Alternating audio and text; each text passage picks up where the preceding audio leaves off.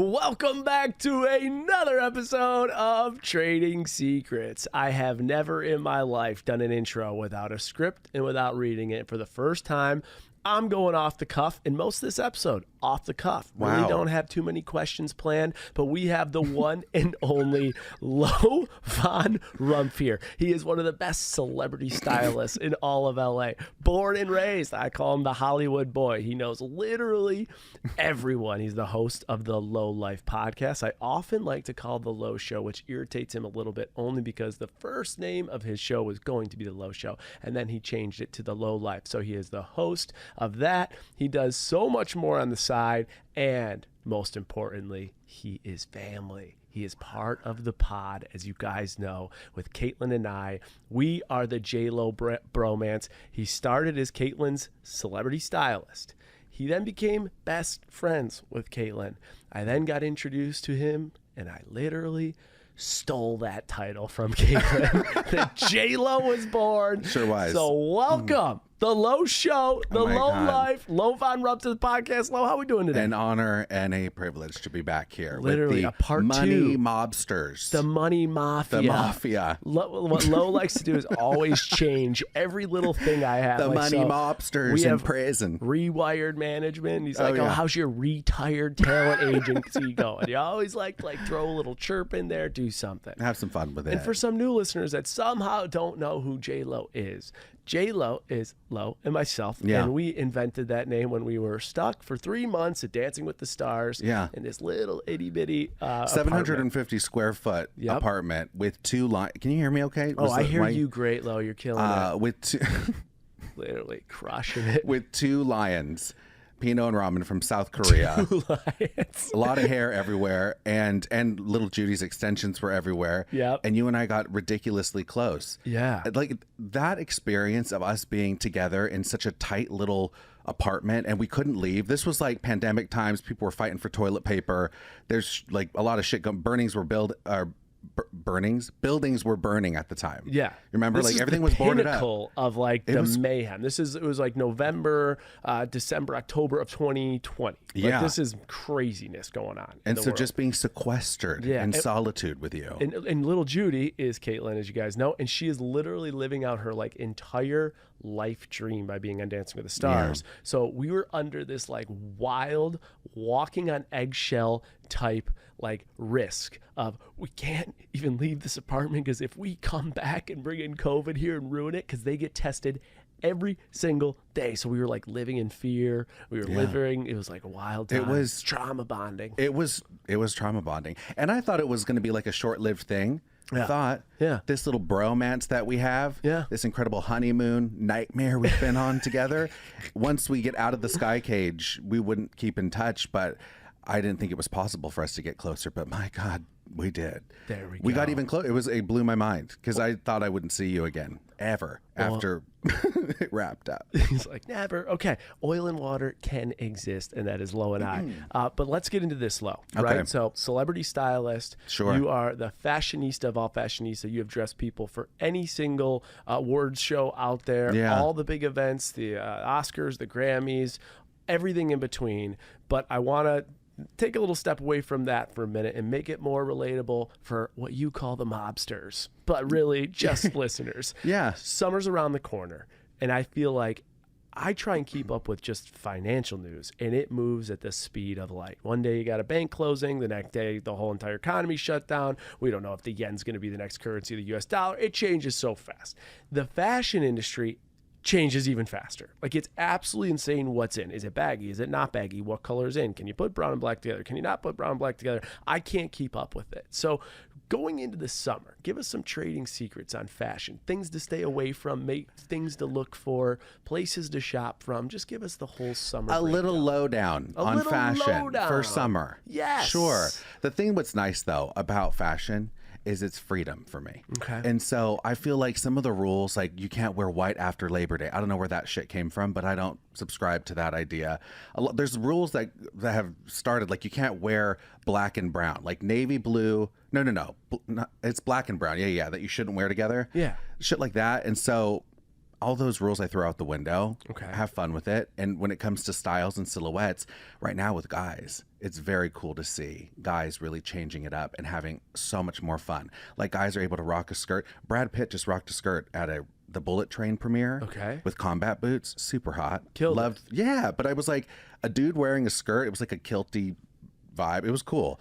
But like such freedom to do what he wanted. And so when it comes to fashion for summer, I mean, I'm still on that COVID athleisure trend of everything being comfortable, cozy. You want to feel good in it.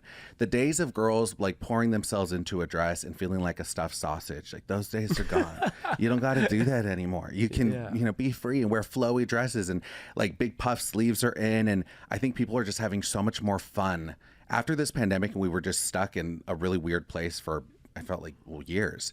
And so now people are coming out of it and they're wearing new colors and trying to just have fun with their fashion and not take themselves too serious. And so also like heels for summer, out. Heels are already out. Really? But girls rocking like... Wait, like heels are in general? I didn't know that heels are like kind of trending out? Well, they're not a necessary thing like they used to be. Okay. Like I used to do red carpets and it would always be like a crazy pair of stilettos, like the Christian Louboutin red bottoms or something like that. Yeah. They're painful. Girls don't like to wear them. Like, what are we doing here? And so now coming post-pandemic, people are rocking wedges or even flats, cool sneakers. Like if you even look at red carpets, it's a lot more free in what people are wearing. Guys are exploring different silhouettes they've never thought of wearing before, and so are celebrity women too. It's cool to see. And so for summer, I mean, I'm down for some booty shorts, some assless chaps, letting it all hang out, be free with it. Okay. Have some fun with some mesh, some easy breezy fabrics, lots of linen, although it wrinkles. But I feel like, yeah, having fun and just trying something different. Oh, and playing with color too. Well, I was going to ask you, are there any colors that you would say like are going to be hot for the summer that we'll see a lot of? It's so crazy to see like neon is making a comeback. I never thought that would be a thing because it was like, it had its moment a few years ago. Yeah. And then it goes out. Do you support that thing? Do you are you into neon? Oh yeah, I love neon. Okay. In small doses, it's a lot. People are rocking like full neon suits. Yeah. It's just not for me, but I get it if you want to have a statement. Yeah. And so like seeing neon, but with fashion, it's all cyclical. Everything that's out, it will come back around. And so that's, if you're a bit of a hoarder listening to this, it's like, and you don't want to let things go. With fashion, I think that's the only time, like, I get it, because it is going to be in. I have a pair of neon Vans that I got, like, I don't know, like 8 years ago. I didn't wear them. Neon wasn't in for a while. And now I have these, like, limited edition neon custom Vans. They came all back. Yeah, neon's in now, and people are like, "Oh my god, those are so sick." Was that like a collaboration with someone? Yeah. No, I got these forever They've ago. just been collecting dust. Yeah. Let me ask you about colors a little bit. So in marketing, there's a lot of reason why brands will use colors. Yeah. Right. So like obviously like soft bluer tones are going to be more like calming and relaxing, right? Like the Calm app, look at it. It's like light purple. Or you see all the antidepressant ads and it's all like lavender and lavender and blue. calm. If you look at any type of fast food restaurant, almost all of them have the big like impulsive, high energy, catch your attention red and yellows. The McDonald's, the Wendy's, Burger King, In-N-Out, all of that, right? And that's all psychological. Can you think from a fashion sense when you're wearing something, whether it's a date or like it's an interview or you're trying to stand out, are there certain colors that have certain meanings, would you say, for the summer that you should be aware of that could like make your personal brand either pop or stay back or things like that? Oh, I've been going through it personally, changing up my style. Yeah. So, and I mean, I'm such a little chameleon with what I like to wear. It just depends on my mood and vibe. Sometimes I like to slut it up and do something a little bit revealing. Other times I'm more conservative or whatever. But when it comes to colors and what you're wearing, it definitely sets the tone. So if you're going into like a job interview, keep it neutral. You don't want to be polarizing in any sort of way. A neutral palette, earth tones are always great because you want people to like, it's disarming. Okay. Like you look at someone wearing like sage green, chocolate brown, you just want to like cuddle up with them. Like it's very Mother Nature vibes. Oh, interesting. And so it is nice to like in that situation or even like a first date, you know, I usually want to go for like a cooler tone, like something very laid back. And so like you're not a threat. Like for first tone, like you don't have to worry about me. We're going with the soft blue, a pale gray with a leather jacket to edge it up a bit. Evan has a question. I've never had Evan just jump on the pod hi, like Evan. this. Welcome. What do we got? Yeah, so you mentioned during a job interview to wear some earthy tones, right? Yeah. Or a neutral palette. What about if you want to stand out and the job that you're going for is, you know, when you put your resume in, right? So there are resumes that stand out, whether it's colors, whether it's written on a basketball, things like that. So talk to me a little bit about that in terms of standing out, wearing something that maybe that is crazy and that's out of. See, I wouldn't, because if you're going, I want my personality, my intellect to shine. The fashion can come. Let me get the job, and then I'll wave my freak flag and wear like something fun and loud and out there. But if that's what you want, is there something you can wear to that, like that would maybe? If you really want to stand out, sure, you can edge it up if you want. But again, taking a bit of a risk could be a good risk. I would stay away from red, like those passionate, like bright, vibrant colors like that. But I think if you are going to add some sort of like a standout moment and you want to differentiate yourself in a job interview or whatever, I'd say one statement item. The killer pair of shoes. For a guy, it could be the blazer or the undershirt. Has a little personality, something statement about it. Something that is a bit more bold. That's cool. I actually would respect that. If I saw someone like that, I'd be like, oh, it's actually really fun, or playful a little bit. Not taking himself too serious. Just because he has a shirt that has like a really cool pattern, or color-wise, again, I wouldn't go with like crazy reds, vibrant pinks, anything like that. Keep it jewel tones, always jewel tones, like purple, teal, cerulean blue, beautiful, and they are seasonless. Those colors can go spring, summer, fall, doesn't matter. There you go. They never go out of style. Jewel tones are always going to be in. Okay, those are some trading secrets on this summer, some branding, some colors, some things you could do, and a nice little takeaway to spice it up a little bit coming in. Do something different. Get out of that little baby box that you're in. Oh, right, we all Lo? get stuck in it. All right, we all get stuck into it. Workout pants and shit. Workout pants, change it up. Throw a curveball in there once or twice. Yeah. All right, let's talk a little bit about styling. Celebrity stylist. Okay. You've done it for how many years now? Oh gosh, I'm 12 years vested in now. Okay, I want to take a shot at this. Wow, congratulations. Thanks. Tell me if I'm like somewhat close with this. Styling fees for an event are going to be somewhere in the $1,500 to $10,000 range, low end, high end. Is that correct? Yeah. Okay. So this is for red carpet styling. You're talking about for like a red carpet, an event, or an event, or like a pre-Oscar party or post-Oscar party. That's going to be around the dollar amount, correct? Yeah, because a commercial would be a very different situation. Because, and tell me if I'm right or wrong, but a commercial, the difference is you are actually charging the brand. You're not charging the celebrity. Is that correct? Yes and no, because sometimes for a celebrity, if they're promoting a certain film, the network is going to be paying the budget. And so, like, let's say you just did a deal with Paramount. You have a Paramount picture coming out, Sure. Jason starring in this Paramount movie. So Paramount's going to pay my rate. And so if Paramount is paying the rate, or Netflix or whoever the network is saying, we need Jason at these 3 events and we're going to pay for him to be there dress-wise. We're going to cover grooming and everything. That budget would be a network rate, not an out-of-pocket, not from talent. And if we know out-of-pocket rate is somewhere in this, like, let's say $1,500 to $10K range, then what would like a network, like low and high end look like in this 5 space? to 10,000. 5 to 10,000. Now, when you're working, like, suppose you're working with a talent that's in a Paramount picture, right? We'll say me. Obviously, I'm not me, but we'll just say you never know, Jay. You're made for the big screen. Thanks, Lo. Okay. So suppose, do you ever cut deals? Like, we'd be like, listen, Jay, I'm going to do this Oscar thing.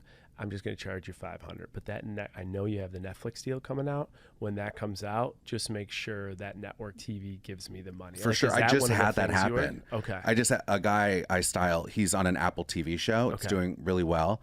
And he's like, I have to cover this first one, this press junket out of pocket, but they're going to be covering your rate moving forward.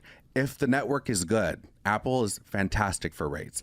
If they're saying, I want to get a discount, or could you hook me up because I have a Netflix series coming out? No, thanks. Netflix is cheap. I said it. Netflix is so cheap. Oh, really? With their talent, they're cheap. And I don't plan on getting any Netflix deal. And if they were to freaking blacklist me, I don't give a shit, because they don't pay good rates anyway. Netflix is notoriously a bit cheap when it comes to paying out for glam, styling. They stretch their budget really thin. And who is usually not so cheap? Who spends a little bit? There's certain networks that are just known in the industry as like, okay, Apple is really great. Yeah, I heard like, Amazon spends. Amazon, yeah, it depends on the project, but yeah, Amazon, they'll take care of their artists, their people, and spare no, what's the phrase? Spare no expense. Yep. Yeah. Nailed it. They'll do that. They're good, but there's some networks, unfortunately, that are penny pinching. Now, the last time, and I don't know why, but it is what it is. Interesting. This is a part 2 here, by the way. Lo has been on the show before, and if you haven't listened, make sure you go listen. But the first time you came on, you had a clip that went viral, over 5 million or three, somewhere in the 2 to 5 million views, when you said that the Kardashians were actually notoriously cheap. So this time we're getting Netflix. That's another good one. Well, and here's the thing with that Kardashian being cheap statement that I made. I mean, it was cut, spliced, and diced in a way that it was salacious and like, ooh, drama.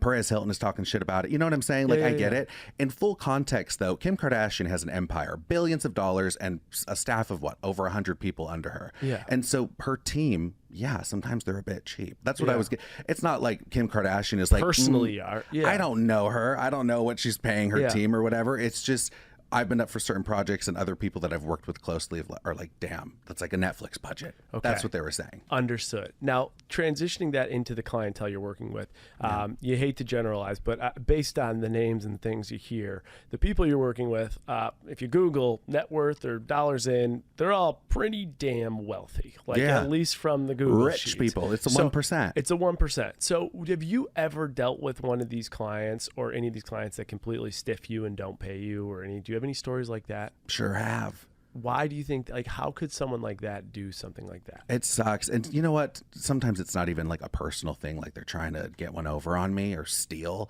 Sometimes things do get lost in translation. I had one artist, she signed to a major record deal. The record deal fell through. Now, I had styled her for a bunch of stuff. Now she has to pay out of pocket. She lost her record deal.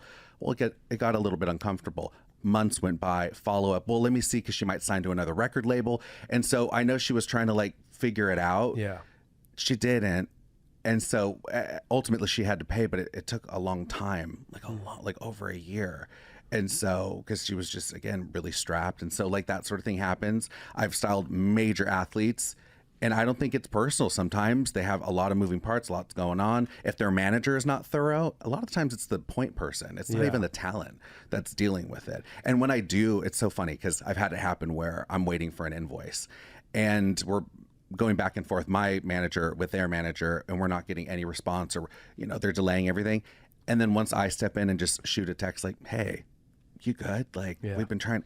Right away, a Venmo, because they don't want that. It's uncomfortable. And they didn't even realize what was going on. It's also like a bad look if you're a public figure like that and you're stiffing a stylist and a friend. Like, that's insane. Right. And so I don't take it personal. And I never want to embarrass anybody, because it happens. What's the most you've ever been stiffed?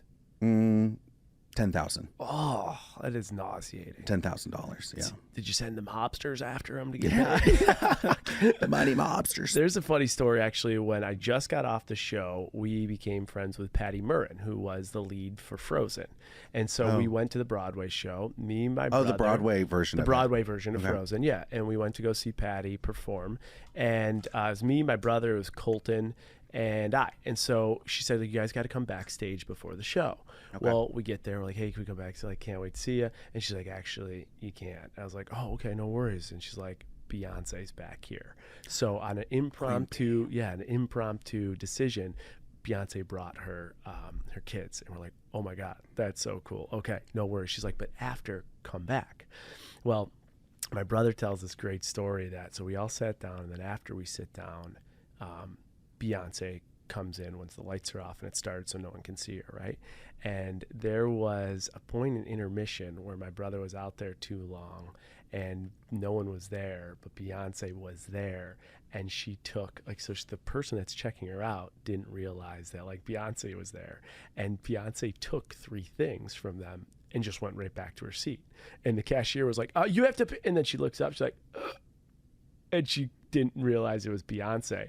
And my brother and I talked about it. We're like, why wouldn't she just pay for, what? And Steven's like, it's Beyonce.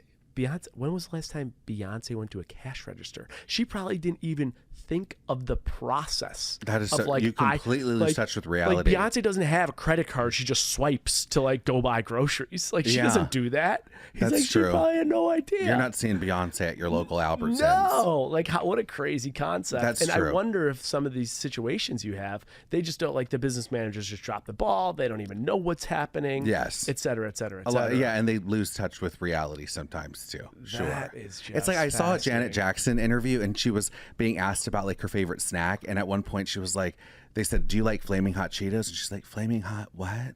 Flaming Hot, I don't know what that is. And I was like, Janet, you've been in your little freaking Jackson bubble of affluence and wealth and fame. I love it. Yeah. So she didn't even know what a Flaming Hot Cheeto was. But I mean, I'm a huge Janet fan. But like, I guess, yeah, she hasn't been to a market in a long time.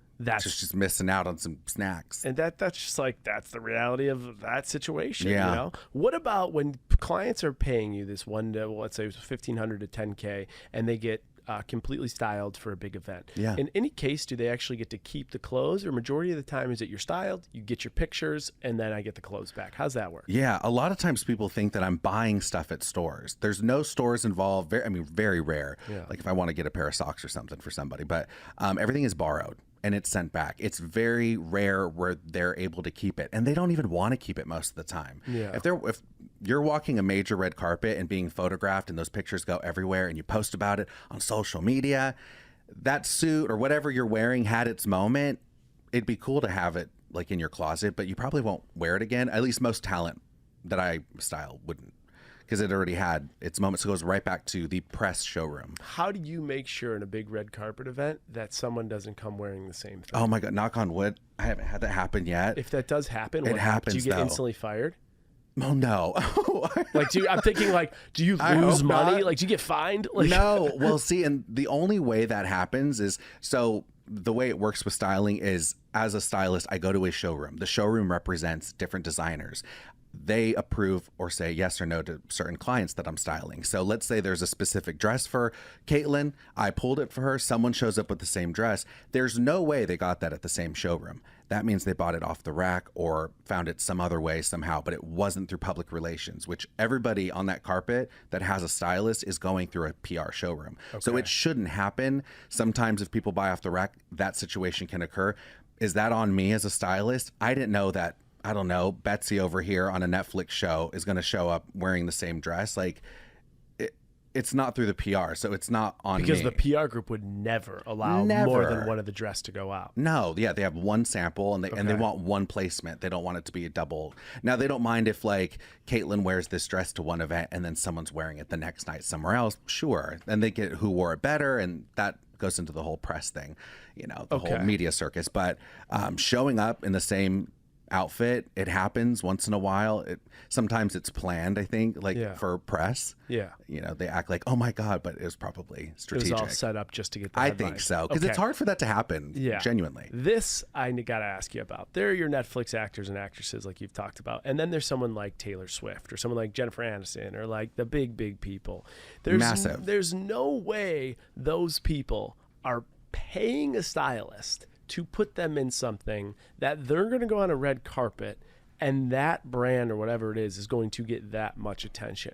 Do designers pay someone like Taylor Swift or Jennifer Aniston to wear a certain brand as opposed to like paying a stylist to put them in a brand? Both are getting paid, but absolutely. Especially if you're doing like a brand. What do you mean both are getting paid? Well, because the stylist, like let's say Taylor Swift, for example, is wearing, I don't know, Oscar de la Renta, right? And so they might be paying her, or Kristen Stewart. She's the face of Chanel. That's a really like easy one to reference because she wears Chanel. Sometimes the outfits aren't that great. Sometimes they're beautiful, but her stylist is still pulling those outfits together through the house of Chanel. So the stylist is still doing a lot of work, accessorizing it, jewelry, shoes, clutch. She's not working just exclusively with the brand. She has to wear Chanel, but there's someone to execute and make sure that it gets taken care of. That's the stylist, so they would still get paid, of course. Okay. And the brand is probably going to be paying her as well. Sometimes I've had it where, let's say for a major red carpet, it's just the jewelry that's going to pay for a placement. Okay. And so I have to make sure, like, whatever dress is fine, but make sure I get these specific diamonds or this necklace. Like, so I work the outfit around this necklace, and the talent knows, I know, everybody's in on it of like, okay, this is the necklace and we have to dress around that because they're going to pay 6 figures for you to walk the carpet wearing it. Interesting. And those pieces are really expensive. I remember the one time Judy had those earrings. We had a couple too many cocktails. Giving me a freaking heart attack. We're like, Judy's like, where are they? We almost lost them. And they were like $100,000 or something. Thank God we found platinum those. Diamonds and black diamonds were beautiful, but a little bit of a scare. Okay. What about you and I have talked about this. You and I were catching up and it was the Oscars and you were saying like, I was like, are the Oscars the biggest thing? Like, is it really like cool to go? Like, do people try to go?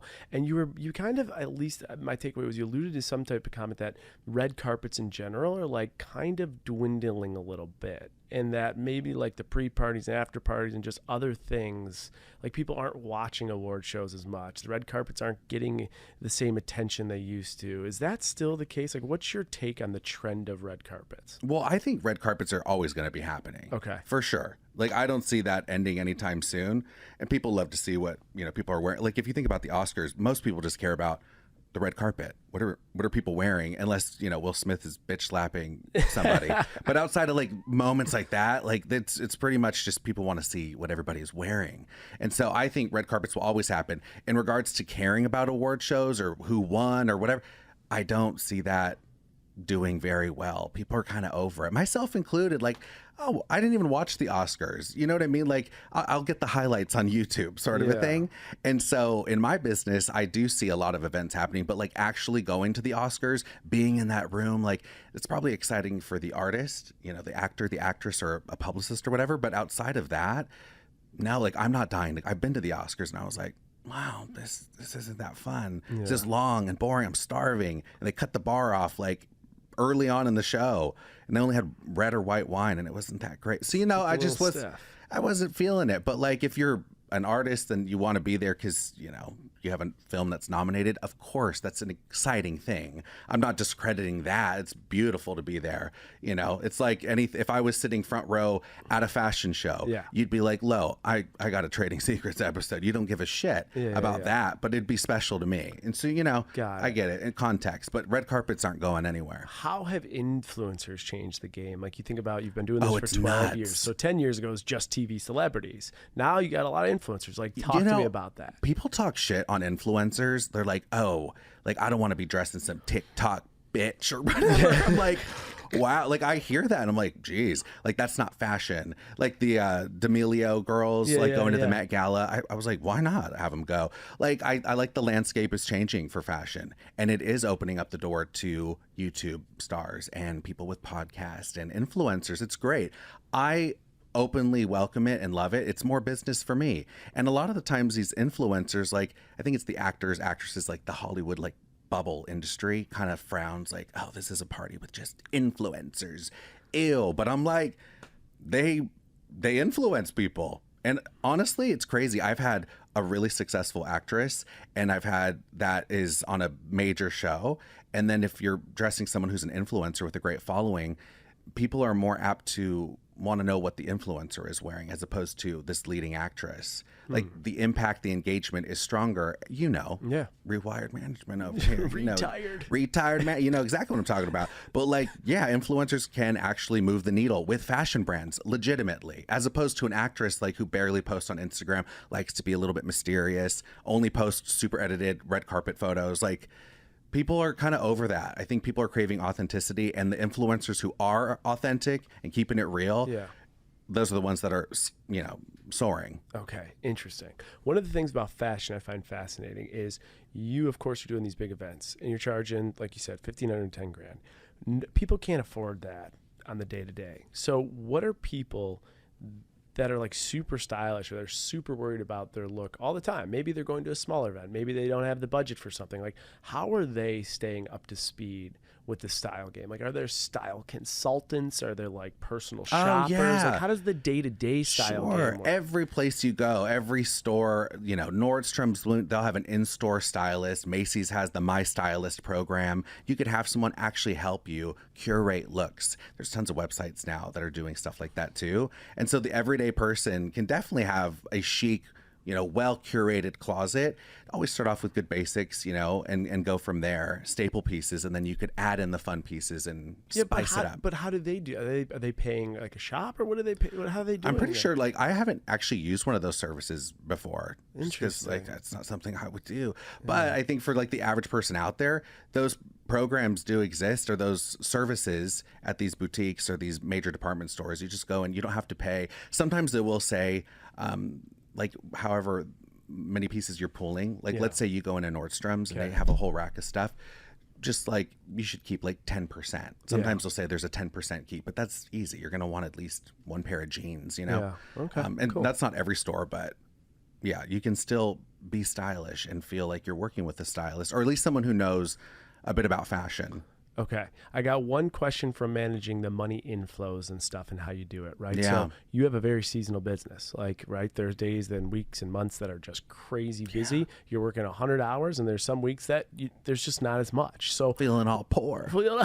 How do you manage, though, the budgeting and cash flow management, Jason? It has been one of the biggest obstacles for me with business. I've had to really watch those finances so closely because, like, let's say I'm styling for a network, which I do all the time. 90 days, sometimes a little bit longer, the payout. Wow. And so I'm having to wait. So I'm not liquid, which sucks. And so I'm like, I am rich, I swear. Yeah. But like, I'm not seeing the money in my bank account. And so just being really on top of it. I have a business manager and an accountant, and they are so hands-on. And I mean, we are mapping everything out season-wise. We know this is award season. It's January to end of March is going to be like pay time for us. Okay. We won't see those payments until like early summer, sometimes after summer, depends. And so again, I'm like a squirrel fucking saving nuts over here. I got to make sure I'm allocating funds because everybody needs to get paid on my team. Yeah. And sometimes that means me like just having a really lean month where I'm not eating out as much. Who's on your team that you're paying? I have my accountant, I have my manager, I have an assistant too for award season, and then I have an editor, and he helps me with like content and stuff for posting, and then who else do I have on my team? And you have all your supplies and stuff like that. Like, I mean, like, you bring, don't you do like glam sometimes too, and hair and makeup? No? Once in a while. Okay, I'll do grooming for guys. You have said the word that we haven't really heard on this podcast often. We've heard of talent manager, we have heard of agent, we've heard of all those, but you said business manager. In the industry, who works with business managers? What do they do, and like, how do they get compensated? Well, so my business manager is great because she's able to basically handle invoicing. She'll do a little bit of negotiation. I love negotiating too. Yeah. I don't mind being on that email or having that phone call. Yeah. But for a lot of people in my industry, styling is creatives. These are fashion people. These are people who are artists. I am an artist, but I have that business side. But for most stylists, if you're listening and you want to get into this industry, they would go the route of signing with an agency. And so the agent would be getting you work. The agent would book for you. They have your calendar. They basically run the show. You go and do what you do best. Cool. The art form. They do take a percentage of that. How much do they take? Typically, it's like, it varies, but like it could be anywhere from 15 on the low end to 30%. Oh, that's steep. Yeah. Okay. And so, and like, you're not in the driver's seat of your career. They tell you where to go. The agent is booking you and putting you with different talent. Got it. And I've seen things where they get a little mucky, a little like dirty waters. Like if you're working with someone, but there's a new stylist that's with the agency, they might want to get that stylist more seasoned. So you're now unavailable because that person's coming in to do the job. I've heard so many different stories of people who have been like really affected. My colleagues, fashion stylists, makeup, hair people, they're all usually with an agency. If you go the sole proprietor route, and I was like, I took meetings with agencies, but I'm booking a lot of work, and I also am seasoned in the business of like my relationships. Your contact list is deep. Yeah, and so because I had a network of people, and I'm from here, so I thought, well, I'm not looking to get seen by agents, publicists, because I already know them personally, and so I just need someone to help me on the financial side and my cash flow management because I'm really struggling with that. Following up with invoices because I have so many other things, so the follow up, that sort of thing. And so business manager, she has me. There was a personal chef, a private chef that does like celebrity cooking for people. She managed that person as well. And it basically is just back of the house, everything that doesn't have to do with the actual art form of styling. Okay, and then she would get compensated based on like each thing that she helped you with. Should she get like a percentage of that exact thing, but it would be less than what the agency would get if you were in the agency? She's doing a 10%. Okay. And so if she brings me the deal and it's a big corporate one, we'll do 15, sometimes 20, depending on how big the deal is. Okay, that's really cool. All right, we only have so much time here, and I want to transition. I never want to leave. Over 100 episodes, on your way to 200, crushing it with the Low Show. Oh, wink. The Low with Life. my podcast. Yeah. We're both at over 100 episodes now. Which has been awesome. We started about the same time. Yeah, so much fun. But tell me a little bit about just like now that you've been in it so long, and you know, just the behind the scenes, the time commitment, monetization, the outlook, why you do it, what drives you, just your overall take of the podcast space since you're in it now and you're in deep. Yeah, it was hell at first, Jason. Well, my ass went back in the closet. I never thought I'd be going back there, my gay ass. in a closet with a microphone in darkness, being like, welcome to the low life, because it was in the pandemic when I started. And so to get to the place now where I'm having conversations and, you know, there's so much that is, you know, hundreds of thousands of listeners and downloads. It's awesome now, but I didn't expect it to be a full-blown business like it is now. And I actually am thankful for that. And I mean, you get it. This is a whole other business. So I'm like, okay, I have two businesses now, and I want to devote as much time and energy and focus, but I didn't expect it to be as time consuming. And how much do you think of hours total you put in to put out one? And also you pretty much do it all. Like, you don't outsource anything because you're very hands-on.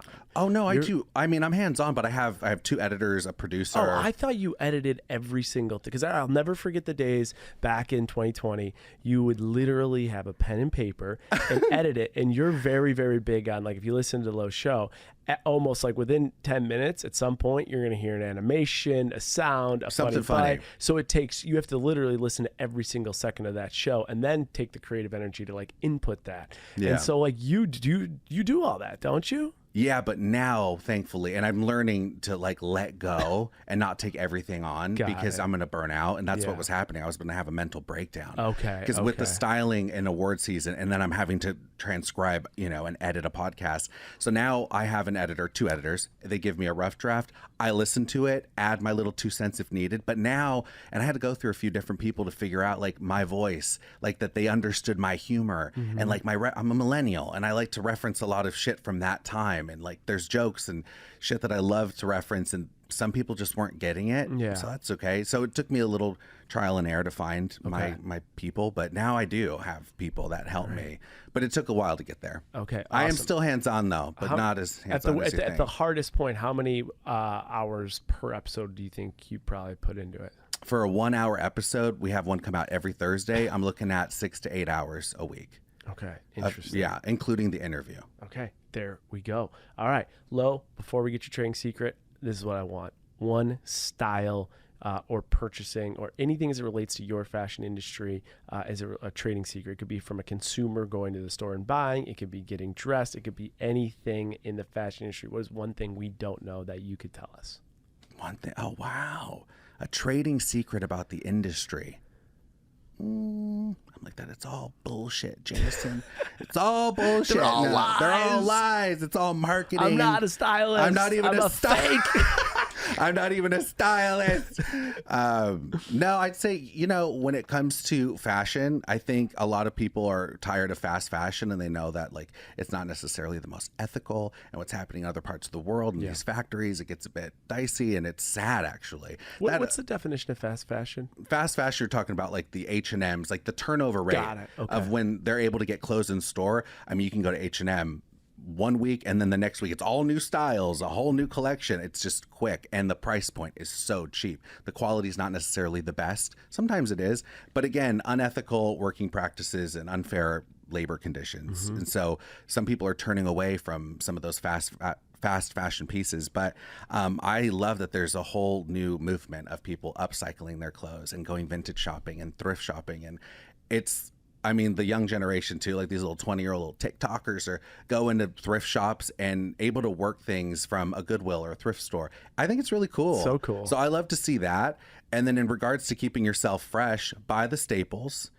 Invest in a good coat, a solid pair of jeans, a blazer that fits you, have it altered so that it fits you properly. Yeah. Have those staples. That's a trading secret. Have the closet built for you, the foundation, and then any trend pieces. If you want to try neon, if you want to try a fun color or a pattern or something different, you can trickle those in as accent pieces, but your focal point, your foundation has been built. And so you're able to look super stylish, and like you always have new outfits, but you have the same coat. I'm wearing it 6 different ways. And so if you're able to do that, you can still look very fashionable on a budget. That's what I'm getting at. It's like some people don't want to spend a ton of money, myself included. Of course, yeah. Yeah, and so to save money, just buy the staples and then the accent pieces. Then you could buy like the fast fashion belt or something that's crazy to like edge it up or whatever you want to do. Okay, one last question before I get your trading secret for the entirety of the show. I see you're, like, there's so many parts of your outfit right now that are really cool. You got your shoes, your socks are awesome, the pants, you have rings on, you have bracelets on, you have a really cool coat. you have an awesome shirt on, you have a great hat on, right? Like head to toe, you have so many different things that are moving. What would you say if one person said, like, listen, I don't have the time, I don't even have the effort to like put what you are wearing just for this podcast together. What is the one most important thing of my entire outfit from my toe to my head that I should make the best? If I could really only focus on one piece, what would it be? Wow, just one. Like, is it the coat? Is it the shirt? Is it the shoes? Is it the pants? Like, what do you think is like draws the most attention? I mean, oh God. Well, it just depends on the person's body though, because like, you know what I mean? Like what I would say is like, for me, is like, I love a good jacket. I love a good coat. Any sort of outerwear piece, I'll get a lot of use out of it. I feel like it always looks cool. I just love outerwear pieces personally. Okay. But for someone who's like not that into it, or like maybe self-conscious because like they're not built on top, or I don't know, everyone has, you know, or some people it's like a good pair of jeans. Like I have the best pair of jeans. I think when you start looking at fashion and thinking like, what's the one piece? Yeah. The best thing that shines through, not to cheese it up, but like it really is confidence. Because if you feel confident, and it means like that pair of jeans that maybe isn't even expensive, but they just fit your ass and look so good, and you feel good, like that energy will come off in a room. People can sense like you feel good in that outfit. Like it's a whole thing. Yeah. So my takeaway even from that though is like, even if those jeans to someone else or stylist don't fit their ass perfectly, like you said, but the person that's wearing them feels like those fit my ass perfectly. I'm rocking. These make me feel You're good. saying the confidence and the energy makes the whole outfit look better. Just the mental aspect. I've seen some whack outfits out there, and I'm like, what the fuck was that? That's cool. But they're confident and rocking. I'm like, I get it though. Like, damn. Yeah. I almost like look at it like, damn, like I wish I could pull that off. And instead of looking like, ew, I don't think of it like that. It's like, there's something empowering about it. And so if you're wearing something, and you feel powerful and good and confident, it shines through with everybody you meet. So it's almost like trust that instinct when you are getting ready for like a date or something. You know, yes. And you're looking and it's like, I don't feel like just don't, if you don't feel like something's off, don't listen to anybody else. Like if you're asking, should I, should not, don't do it. Wear what you know you should. I like that. Okay. Low Show Part 2. This has been absolutely amazing. You're a very special human. We got to wrap up your trading secret. What can you end with? It could be anything. And I think this is cool because you're so witty and so funny and have so many things going on. So it doesn't have to be styling. It doesn't have to be money management, but just like a very special low life guidance, thought, trading secret you can leave us with. You know, we're here for anything, Low. God, there's so many little trading secrets that I have. I will say that I did a bit of a paradigm shift. Okay. I was just speaking of business manager. You getting that right now? Yeah. Okay. What's she saying? I want to know. Oh, no, there's a client and kind of that scenario of what like, scenario? They want to pay a less amount because the network is going to be covering it in the future. So we were just they're trying to hustle it? Yeah, not hustle. They're just like, can you work with me on this one? Because I have a network budget coming up. Speaking of mobster, you ever take cash?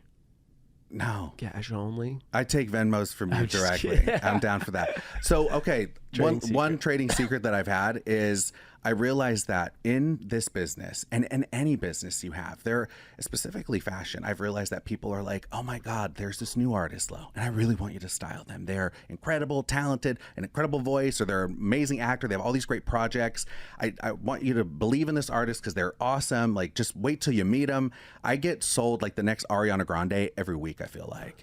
I mean, it's just every agent publicist has like this new talent that they just signed, and they want me to style them and invest in the dream. And I hear it all the time. And when you say that, are you saying for free? They're asking for a nice substantial discount or for free. And it happens a lot. And I know I'm not the only industry. Hair people, any service industry, like there's some sort of like a moment where they're going to be asking you for free shit all the time. In mine, it happens to be with talent that's like the next best thing. And so this is a learning lesson for me. And that's, I guess, now become like a trading secret, if you will. But like, I realized that, like, sure, that person could be the next Ariana Grande, and they do have a great voice, whatever. But if you love that person or believe in them so much, like, you should be able to pay for their dream. I don't need to invest in your dream. I'll invest in you with my art, like what I do, my service, but I don't need to buy into your dream. Find the money. When I wanted to do a podcast and I was like, oh my God, Jason, I know I'm going to be a good podcast host. Like, can you just send me some mics and the equipment? Like, no, like I had to find the money and get everything on my own to start a podcast. So I did it. Like, I didn't hope that like someone just believed I'd be a good host one day.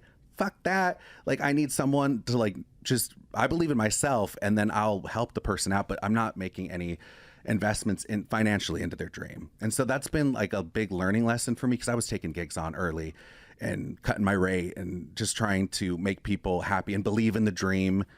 Dreams fade.